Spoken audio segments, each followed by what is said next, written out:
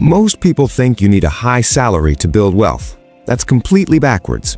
In 2024, millions of people earning $50,000 to $70,000 have built seven-figure nest eggs. Meanwhile, high earners with minimal savings struggle. Same economy, same inflation, opposite results. My name is Marcus, and I break down the real strategies that build wealth. Not the motivational content you see on social media, but the actual math and decisions that compound over decades. If you want to understand how money really works, subscribe to Capital Mechanics and hit the like button. Here's what nobody tells you about building wealth. It has almost nothing to do with your salary. A person earning $60,000 who saves 20% will retire wealthier than someone earning $150,000 who saves 5%. The math is simple, but most people never run the numbers. Let's start with the biggest lie in personal finance. Pay yourself first. This advice sounds great. It doesn't work. When you pay yourself first, you still make decisions with the money that's left over. You see your checking account balance and spend accordingly. Savings happen, but lifestyle inflation happens faster. This is principle 1. Don't pay yourself first, pay yourself only. Calculate your target savings rate, let's say 25%. Set up direct deposit so 25% goes automatically to investment accounts you don't look at.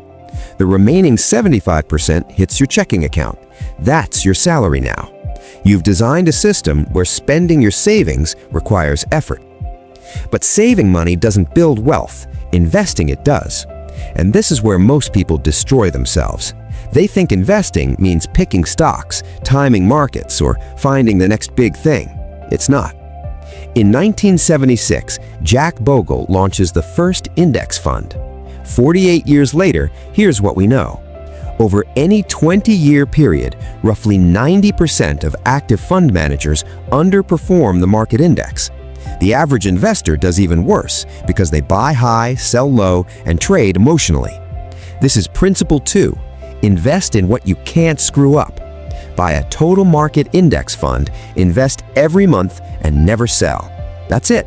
No stock picking, no market timing, just automated monthly investments into a fund that owns everything. Here's the math that changes everything.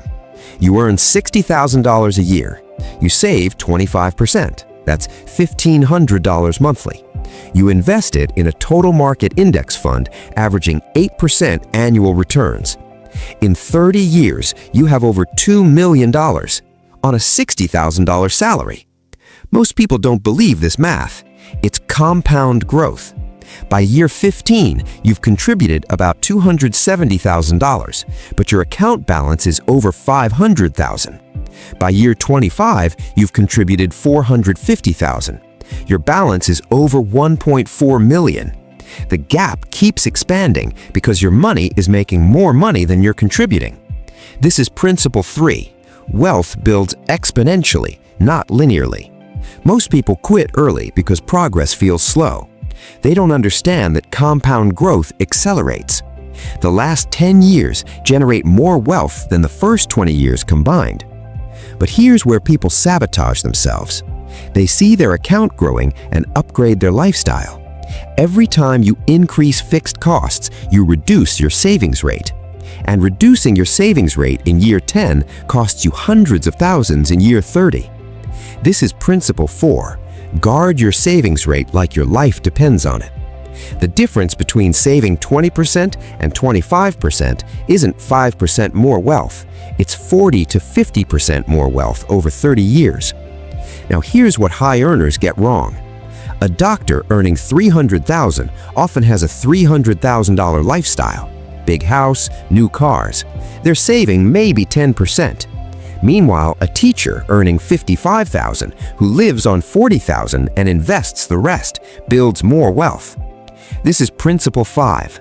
Wealth is built in the gap between earning and spending. The size of the gap matters more than the size of the income. You can build substantial wealth on a modest salary if the gap is wide. Let's talk about the psychological game. Saving 25% for 30 years requires saying no constantly. Your peers are spending everything they earn. You're living below your means while your net worth grows invisibly. Society rewards visible consumption, not invisible wealth.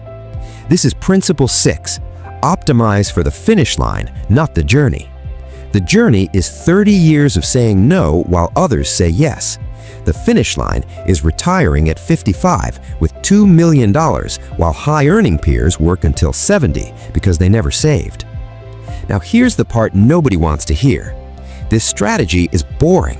You're investing the same amount every month into the same index fund for 30 decades. No excitement, just slow, mechanical accumulation. Most people can't handle boring. They need action, so they start trading stocks or chasing trends. And entertainment costs money. The people who actually build wealth treat investing like watching paint dry. They set up automation and forget about it. They just keep contributing and let time do the work. So here's the question.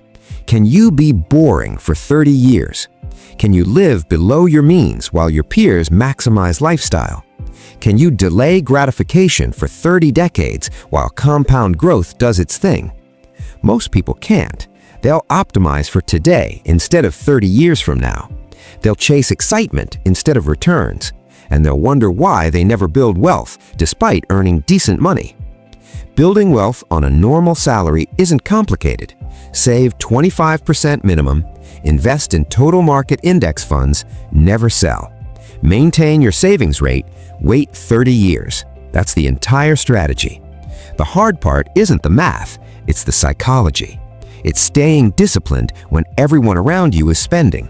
It's being boring when boring is optimal.